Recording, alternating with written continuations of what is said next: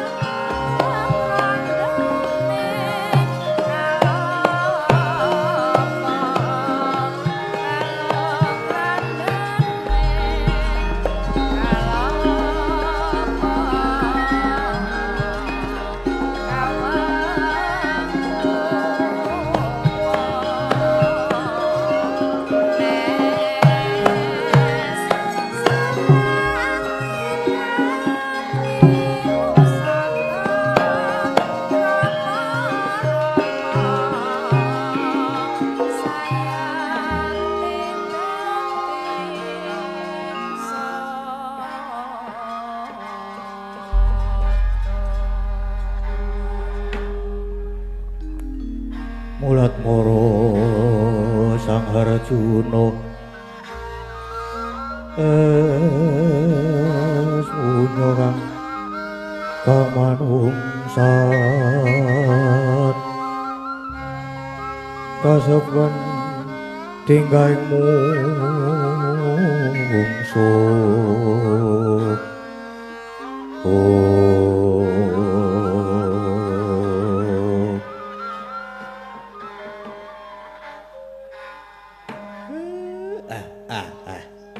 Gus Bendara kula wonten menapa sampean kok rawuh wonten Karang Kadempel Gagang Semar nampa sasmitaning Jawata yen samengko dewa bakal matedhakake kanugrahan kang aran Wahyu Makutha Rama pundene dewa paring dawuh yen tumedaking wahyu mau lumantar pandhita ingkang mangasrama ing ngarga Kutha Runggu ingkang peparab Begawan Kisawasidi mula Kakang ayo derekna laku ning Janaka sanana ngersaning sang pendhita Janaka ya dia maut pepadaning sang wiku dibya ing Kutha Runggu Gagang Semar miat langening kalanggiwan gelar pandamuncar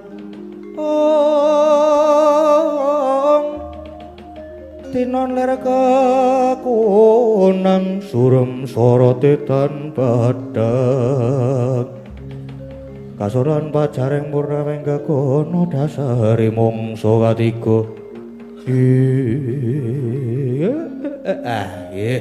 menawi mekaten monggo Gus kula dherekaken anak mojo ana ingkang keri Gagang Semar para sang Arjuna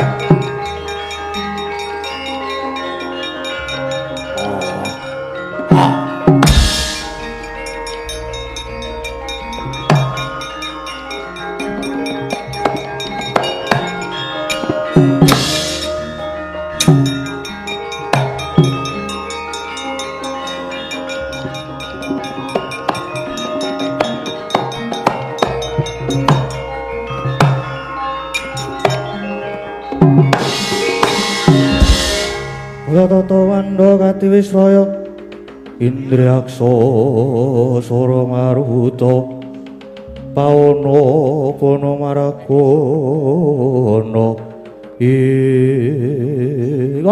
Alah. Yo bagus semenar cahayane. Ya cetha iki dudu dewa kowe menungso ketara ngambah lemah sikilmu. Bapu. Jalanmu sapa? Sapa sing nang ngendi omah ngaku aja mati tanwaran kowe ngaku Bang Bagus. Panengah Pandhawa Raden Permadi. Raden Permadi? Ya Raden Harjuna. Bapu. Kowe sapa? Tak sawang sikil murang ngambah Bantara. Ya. Men aku putu. Nyeluman. Takon marang aku kedidya. Ala Anuraga. Apa gawemu ngadang marang lakuku? Bapu. Aku semur percayamu kang nguwung. Dadane aku njaluk tulung karo kowe aku sampurnakno. Balekno marang alamku dudu arepe dhewe. Ora ana ceceking rasaku kepengin gawe pati ning liyan. Kowe aja ganggu nggonku Lelana Brata. Bapu. Ora gelem nyampurnake aku, malah kok iso balene kowe sing bakal tak sampurnake. Cethane kuwi mung arep kepengin jarak perkara. Pancen kuwi sing tak jarak. Apa abamu? Kowat kapito kok tapak angin kejero kaya manuk branjangan. Jandak bangkeanmu sabet ki batang sumur wandamu, Gus.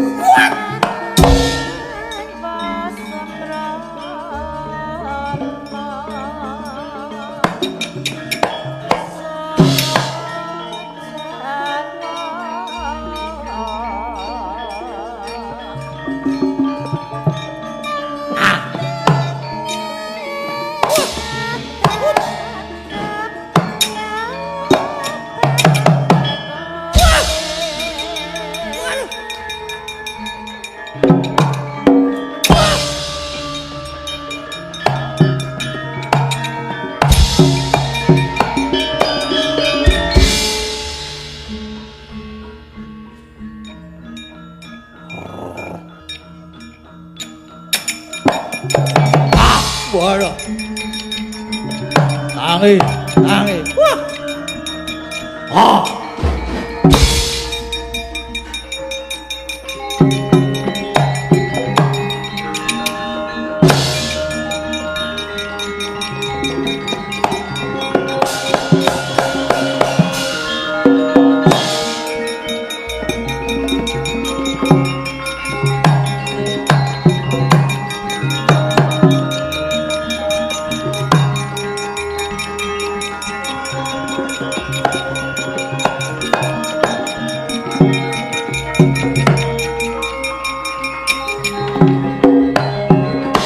Den, buta menika sampean pejahi mboten badhe saged banjur kepiye Kakang Semar?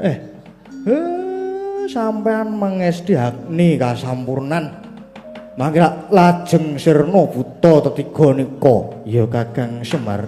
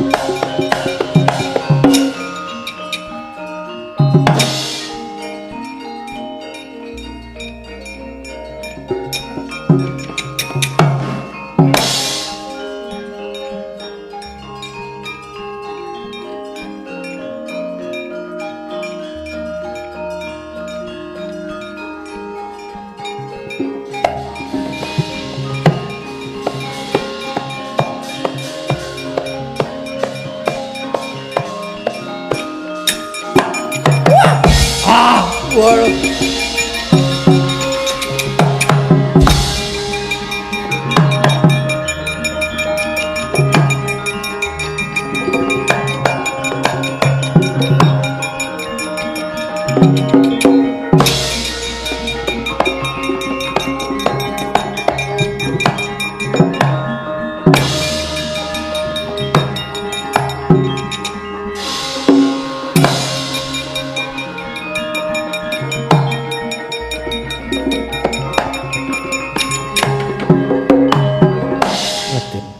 Rumas kula kuncatan sederek kula tetiga. Inggih menika Anuraga, Ludra kelawan Angkara. Mugi andadosna ing kawuningan kula menika sederekipun kadang kula tetiga menika. Mila sampun ngantos misahaken kula kaliyan kadang kula tetiga menika Raden. Kula aturi nyampurnaken kula sekalian Raden.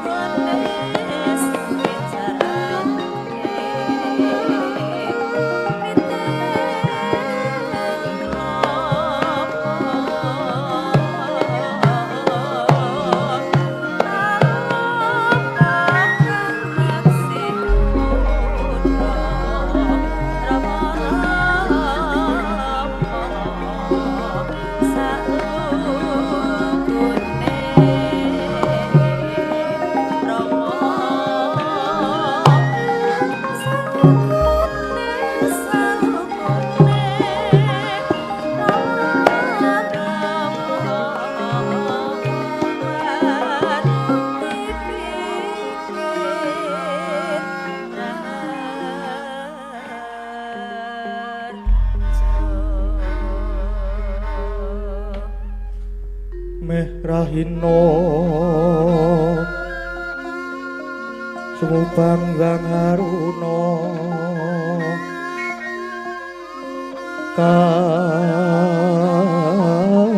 Kadinetraning uga rapuh sabdaning kukila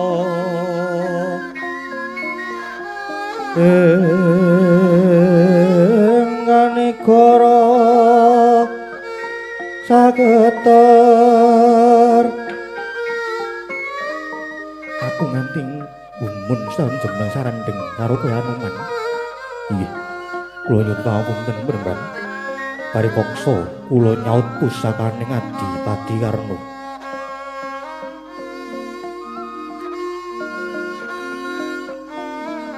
kula aturaken jandika Sang Mahayogi karep menapa Anoman Widawing tekad kula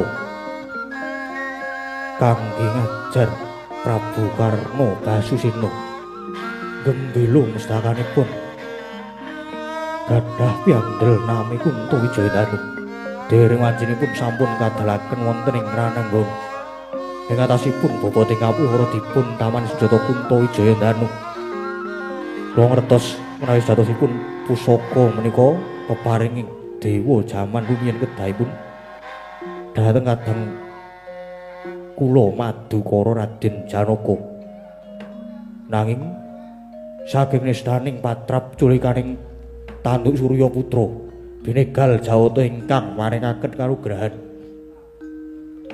satemangka beto dening waling Aguna inggih pun Suryatmaja wonten dadaan anggen kula kepengin ngajar Prabu Karna supados enget dhateng sisiping tindakipun penemban Anoman kuwi kleru Anoman Klitu kula mapan wonten pundi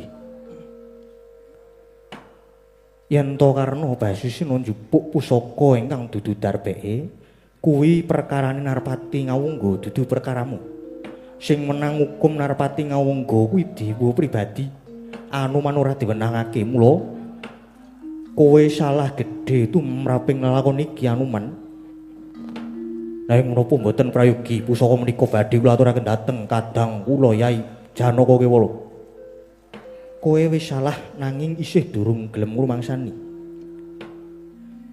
ya yen sing mbok wenehi pusaka kuwi gelem wataking satriya Pandhawa kuwi dudu satriya saudon saurupan ora wataking wong maju iling balongan nanging watak satriya kang sampurna teteken ati suci pepayung budi rahayu yen nganti Janaka ora gelem nampa yektine malah yektine saya tambah dedosan kang mbok sandang Anoman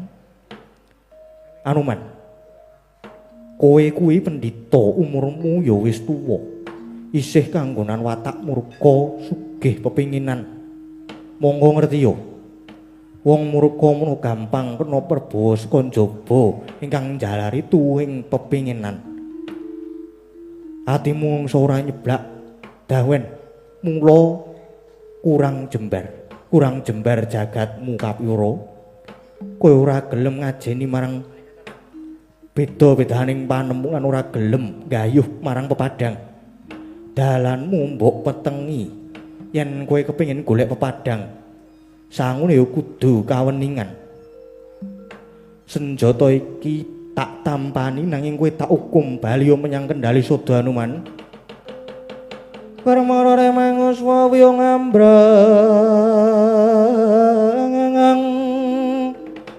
kati karunaning kas wasih aneng markoma lakung sang kondo astrat mojo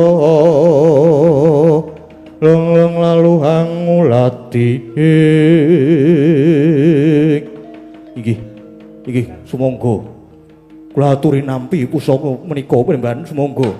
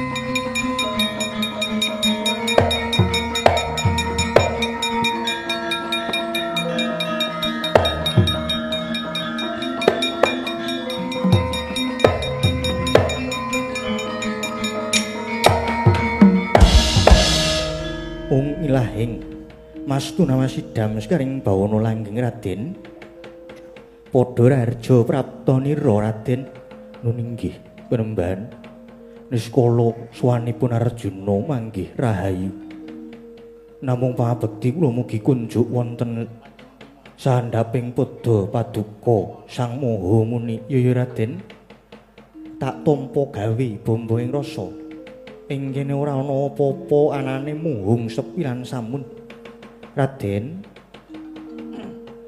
apa karyanira prapting kene aduh Pramban kula nyuwun gunging samudra pangaksami estining tekad kula muhung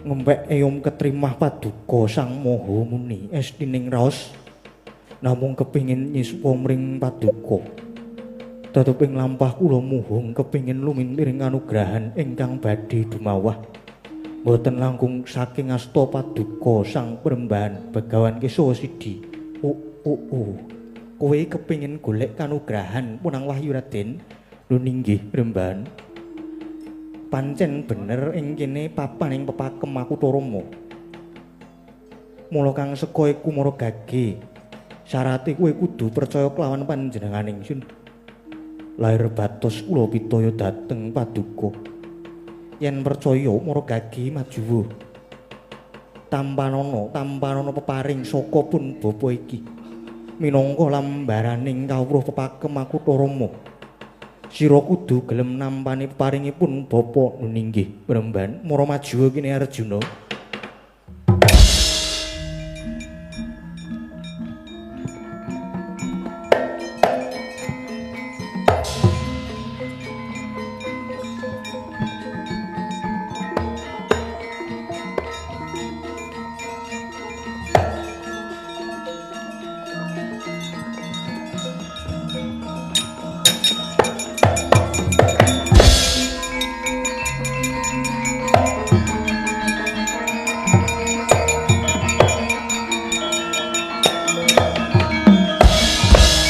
Yogene kowe malah mundur Raden Janaka nista pujapaning Arjuna menawi kula lajeng epeng bebuden kula mangertos bilih menika senjata Kuntawijaya Danu kagunganipun Kakang Basukarna Perembahan menawi kula kadhawan nampi lawung menika kapaduka jemparing menika supados Janaka pejah wonten mriki kewala nista sanget bebuden kula lajeng wantun nampi pusaka ingkang panjenipun Didi Darbe kula Perembahan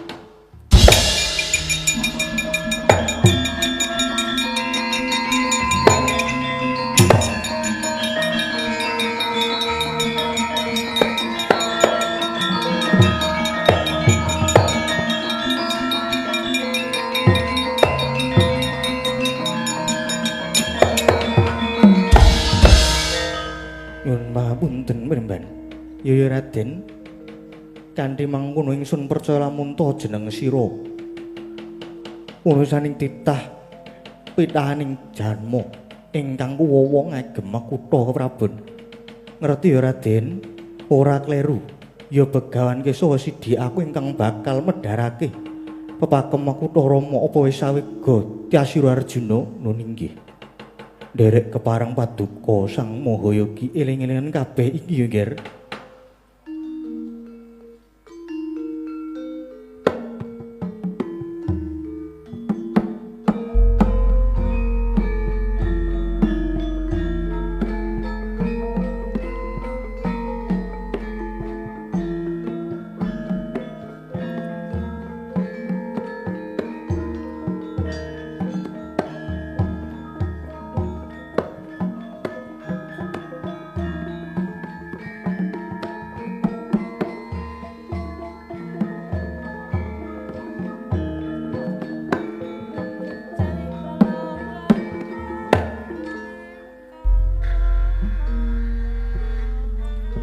saektine waleh-waleh apa ingkang winastan pepakem kutha Rama mono sinebut Hasta Brata.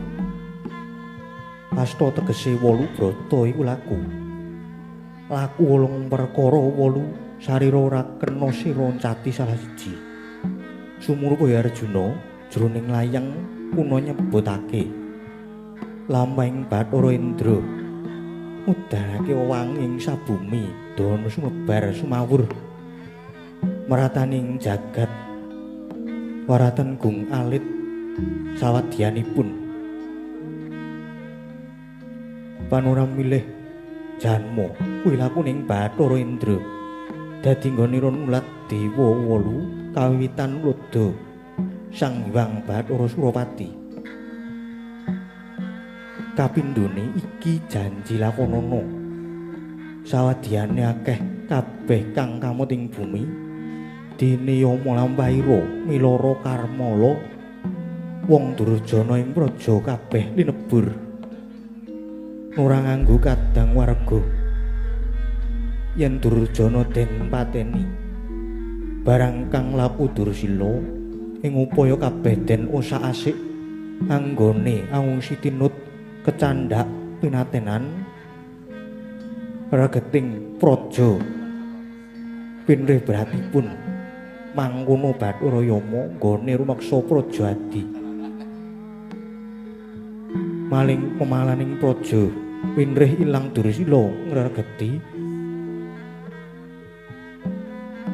angundangi wadyanira tan kena ulah ala ingkang sanding panggawe ala tinundung ingkang ala wis pinatenan sajinise tumpes tapis iku ingkang kaping pindho Janaka wonten ingkang kaping 3 lakune para marta angudanake sabarang reh arum-arum manjengaken rerasan asrep ingkang den tetepi tan galak nutut saka warsa tan rasa wadya pinrih ing becik tanana rerengunira sumusup amrih kena ingkang pinrih rinasan rasan alus pangisepe reresepan karesep kena ing pinrih tanage saliring karsa nadyan mungsuh tiase kena pinulih tan ngerpan rinasuk pangisepe sarasa ingkang angka 3 dening kang angka 4 mreca isining wong sak negara ing pangre wewanginan memanis sawus-uwus amanis sarum saulat parikrama guyu-guyu esem winur ing tanduk satindak datan rekoso mung marentahaken memanis ambek Santosamu Sabuwana terus ing manah marta-marta memanis sangsaya suwarum-arum asih sagung pendhita wonten ingkang angka wanca ingkang kaping 5 lampahing Bathara Bayu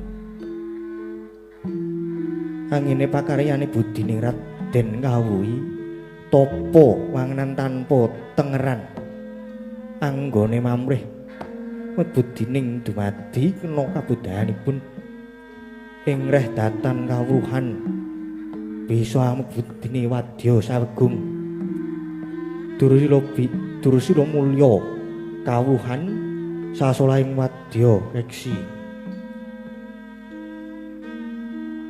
sinambi ngupa boga yang busana anggung mangun kamukten tanana antaranipun mrih sukaning Prabala amemaes sapraya ganing padu sarta nggung tiase sinuksma gunaning wana pinrih Raden Janaka ingkang angka 6 ingkang kaping 6 mau tegese Sang Hyang Wira anggung mukti boga sarta ngenaki tan anggepok raganipun namaken sarana ingkang wis kinon amusti pastining laku amung mrecaya kewala denira tan amrih silip goeng praja pinarcaya dana nyosru kayekten den ugemi nora ngalem nora nutuh kabeh sinasama rening sung marah kabeh kawiran wis sinung tanruh ing upaya sira tuhuning pribadi winrih kaping 7 Bathara Baruna anggung ngagem senjata lampah niki bisa basuki ning laku amusti ing wardaya guna-guna kagunan kabeh ginulung angapus saisining rat putus weweka kaeksi angapus Agung Durjana sedih kingkin Dursila Juti saisining rat kawengku kaesti ingkang ala arja tembung sarana datan keguh kukuh kautamanira tuladen Bathara Baruna iti pondene ingkang wekasan ya kang kaping 8 geneping hasta brata tegese brataning Bathara Brama ngupa buga sawadyane go ngalit kabeh galak maring mungsuh bisa bahasane wadya sirna marang muka kaparakap pusus tirunen Bathara Brama tirunen Bathara Agni Arjuna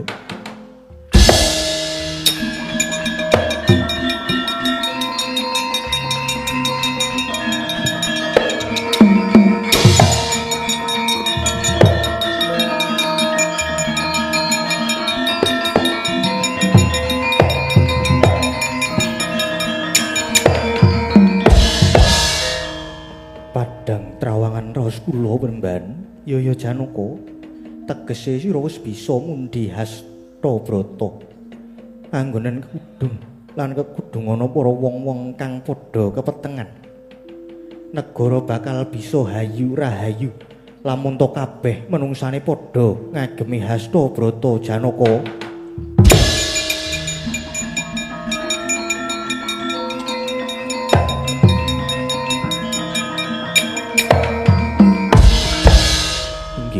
mugi-mugi saged to. Anetes nyandi dawuh paduka Pemban, ya wis purna anggonku medharake ya iku sejatine pepakem Makutha Rama. Iku rumuhun ingkang andhadhake Sang Bathara Rama. Kenamulan widodari diagungake dening wong sak bawana. Merga nalendra ingkang ngagem Makutha 8 mau. Nun inggih Pemban.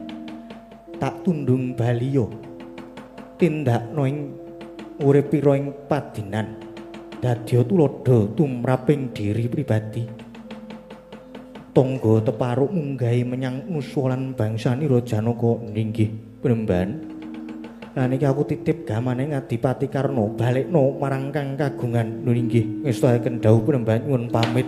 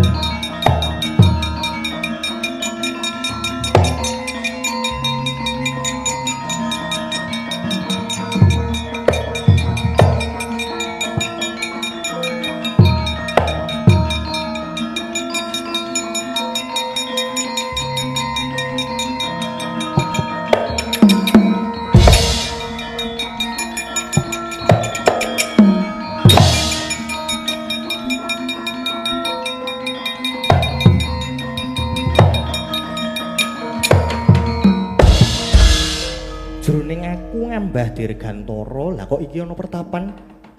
Ana pertapan anyar ingkang mapan. Ana ning gunung Kutarungga Pemban sira sapa? Dipun tepungaken kemawon, kula menika Begawan Kesawa Sidi. Panjenengan menika sinten Raden? ditepungke wae padha-padha jiwaning Brahmana aku pendhita saka Candramanik Begawan Gunawan Wibisana wonten menapa mrepeki dumateng kula penemban merga kowe nerak pacak nerajang perbatang lire kados pundi ngerti yo kutha Runggu iki wewengkon negara ing Singgela sapa ingkang pasanggrah ana kutha Runggu kene kudu nyuwun idi palelah nalendra ing Singgela menawi sak mangertos kula menika kebawah perintah negari Ngastina mila nyuwun pangapunten menawi jengandika paring dawuh ingkang kados mekaten paripaksa kula mboten saged ngeksanani dawuh paduka kusik yen kowe badal dawuhku kowe wani marang peperintahan ing Singgela mboten ateges kula wantun namung nyatanipun ingkang kula aturaken menika mawi dasar kasunyatan sing kepiye saiki ngene rasakaken gunung sing tanpa guna kowe gelem lunga saka papan kene apa ora sampun malih kok titah sawantah nadyan jawata mandhap kula mboten badhe kisah saking kutha Runggu menawi dereng purna jejibahanipun Kesawa Sidhi wae lah dalah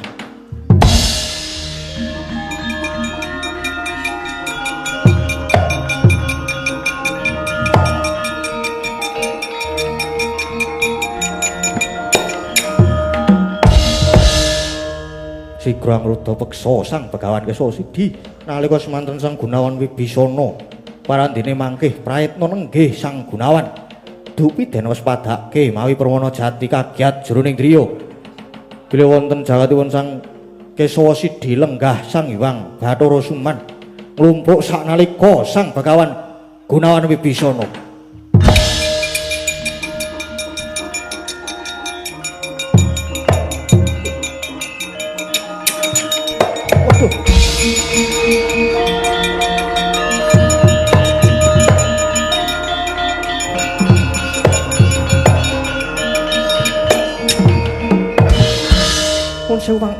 nyuwun pangapunten dene kula kalepatan dumateng paduka Sang Bathara Wisnu panemban ampun kados mekaten mboten kedah kados mekaten malah sak mangke katuju nginu sang panemban kula nyuwun dipun larapaken wonten kasampurnan jati supados saged padhang anggen kula badhe pinanggih kalian sesembahan kula panemban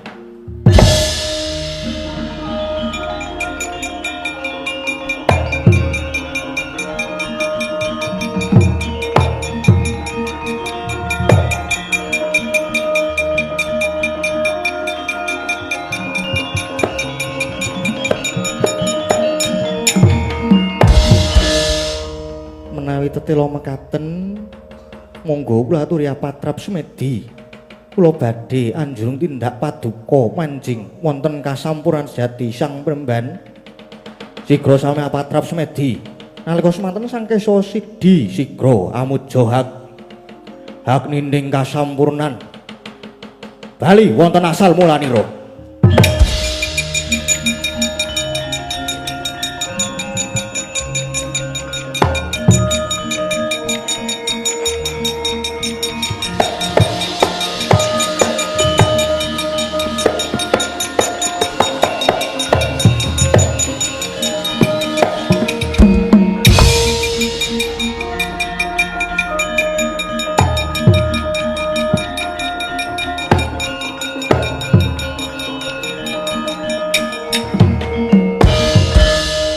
jroning wardaya Begawan Kesawa Sidhi dewe wis purna darmane angandhapaken punang pepakem Makutha Rama kausa Gyanata laksitaning huswa mahya manjing winawas kongsitan warsuh warliya ping maninggal gumana ing tias krasa jro ros-rosan katarik nanging piranti badan badar jatining wujud Nalendra ing Gorawati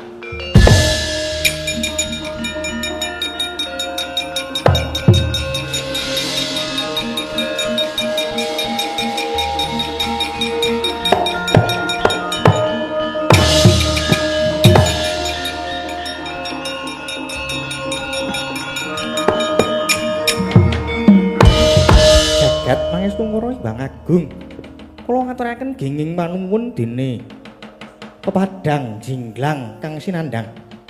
Kresna lan Janaka kaya geni lan urupe kembang lan sarine Dimas Arjuna. Sejatine sira Yai mustikaning para satriya Dimas Arjuna.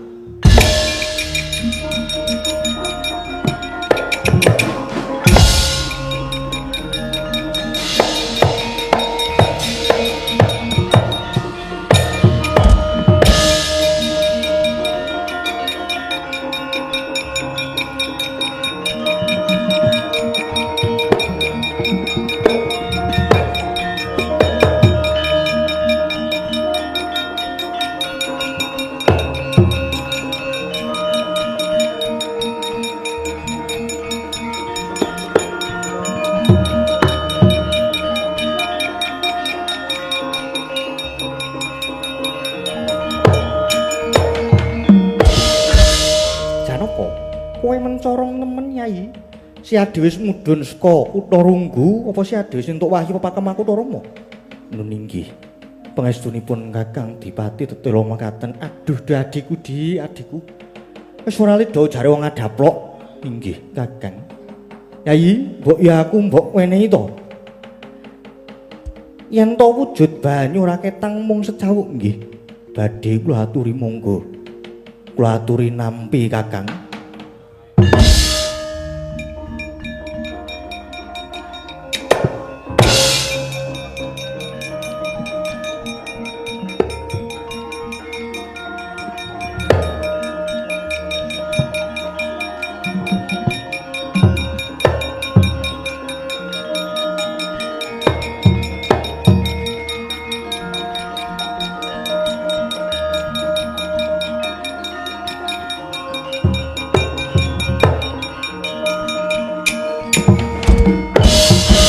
Gus, tulus ora kaya kowe Janaka. Wis bali kekuatanipun Kakang Awangga merga si Adi wis bisa mbalekke gamanku kang ilang. Inggih. Menika raos katresnan kula miwah bekti kula dhateng Kakang Dipati Awangga. Puji pinuji Janaka.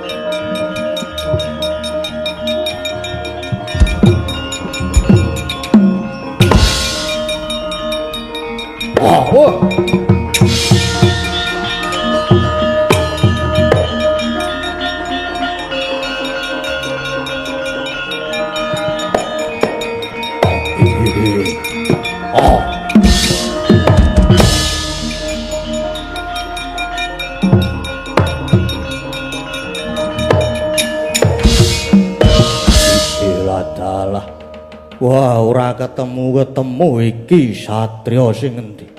Wah, iki ana satriya wah. Angine sembribit. Gandane wangi. Wah, lho. Gereng apa kowe weruh karo aku? Yo, regemeng-regemeng. Kowe kuwi bangsane apa? Wah, apa kowe bangsane Gandharwa? Lah aku dudu Gandharwa, Raden. Aku Arya Umbakarna. Kaya aku tau krungu jenengku ya ning pirang-pirang atus taun kepungkur. Aku sedulure Ratu Ngalengka Diraja. Nanging aku ora bisa antuk kasuwarganmu lho, Raden. Aku tak melu kowe, Raden, ora sudi kanggonan setan mrayang kaya dapurmu. Wah, minggat to entuk melu ora entuk ruta paripaksa ae.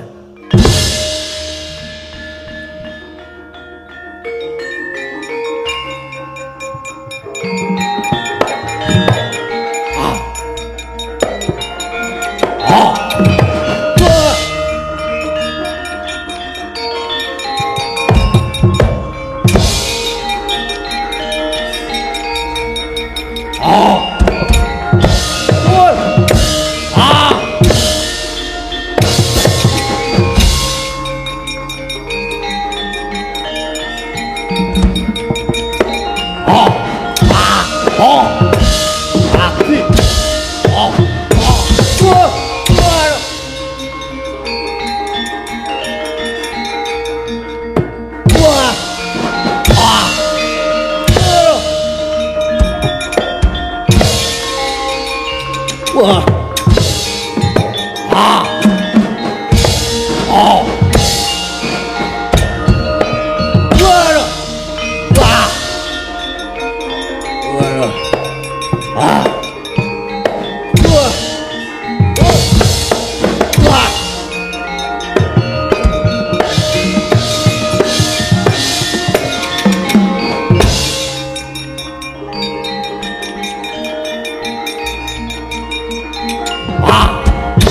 Oh!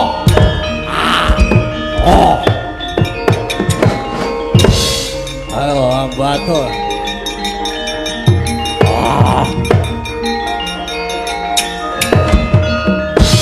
Jagat sanggane Sang Werkudara. Saksana Krida Madot kuku Pancanaka. Jiraja wantun waduhe Sang Kumbakana ical manjing mring menti sira Sang Bagus Werkudara. Wah!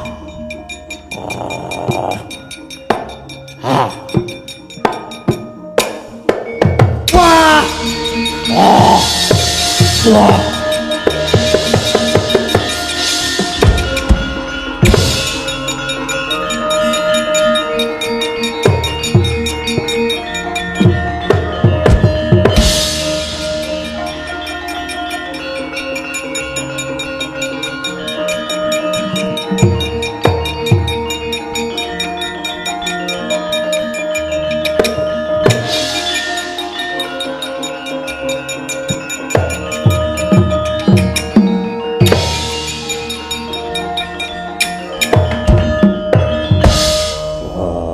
Wis nang kene. Wis sumunar cahyamu tambah Werkudara. Aku iki goleki buta Wendruwo. Tak jojo wau kuku ilang musna tanpa lari. Ora kok tanpa lari ora. Ning sajiwa kelawan kowe. Wah, ora genah. Yai, kuwi titip kasuwargan. Arep ngenepi dharma supaya bisa suda dosane tampanen. Nambahi kasantosanira Yai Bratasena.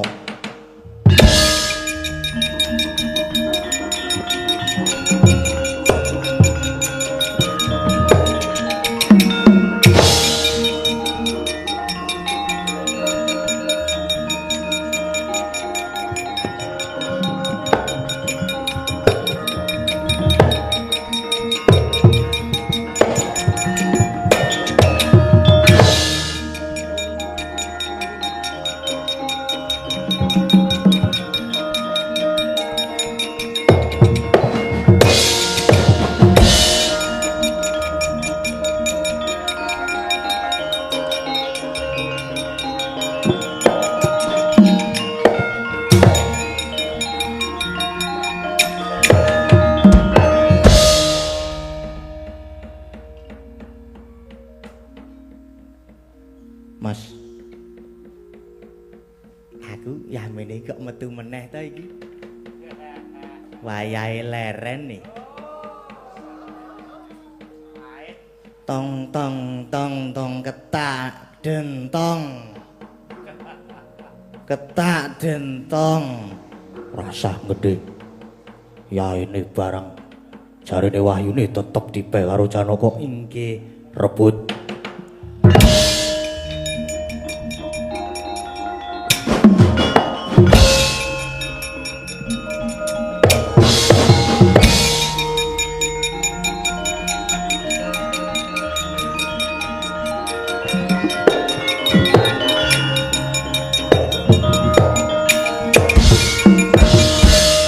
Werkudara ya piye jaluk Pakem Makudarama Tamparana.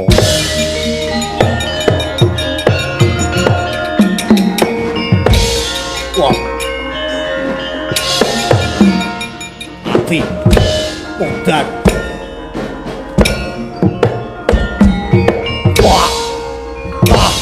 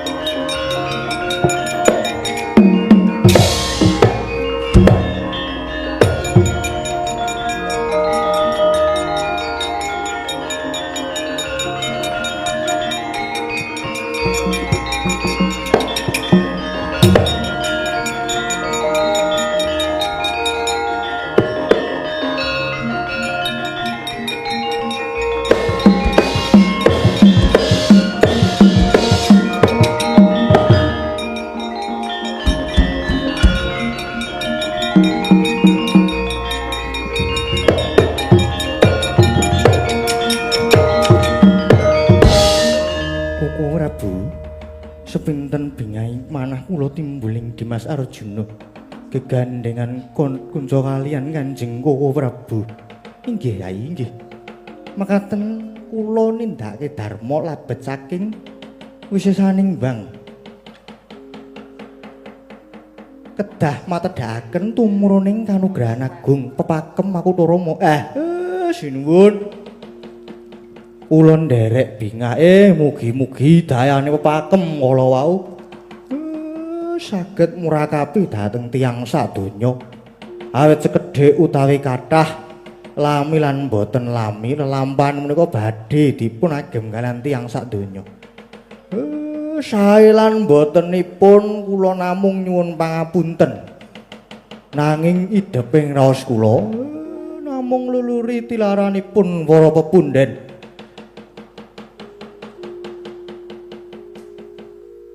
Wes Kakang Semar, sampun. Ya Kakang Semar ya. Ya Semar ya. Koko Prabu monggo.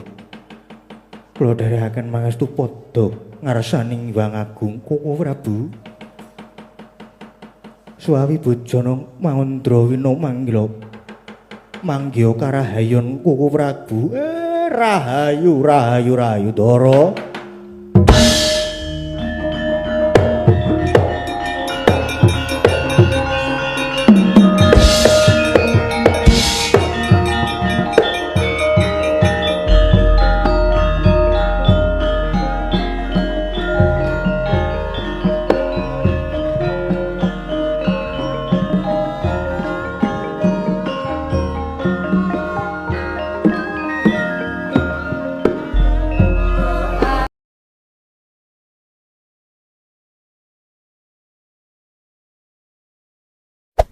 Hey there.